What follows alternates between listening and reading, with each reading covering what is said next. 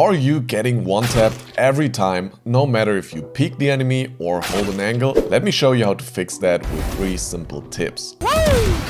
First up, you should never peek the same exact angle twice. If you and your enemy already fired a couple of warning shots at each other, don't just re-peek into him, because his crosshair placement is now perfectly adjusted for your peek and you're going to get one-tapped. Instead, move a few steps closer to or further away from the angle and then swing confidently.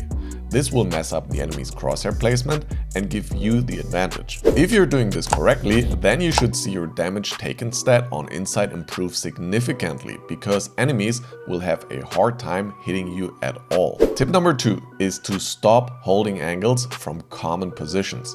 If you sit in an angle that the enemy is going to perfectly pre-aim for, then you're just setting yourself up to get one-tapped with peeker's advantage. Instead, you have 2 options here. Either you play off angles that enemies won't be aware of, therefore giving you the advantage, or you peek and unpeek the common angle so that you can catch the enemy on a timing and take them out.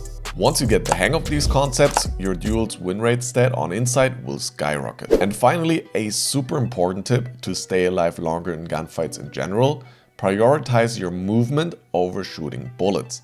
You want to move a lot and shoot little bursts in between, instead of shooting a lot and only moving little. Experiment with longer strafes and focus on only using 2 bullet bursts to shoot. In order to check if your movement is improving, you should look at your movement in between kills and movement in between getting traded stats on Insight.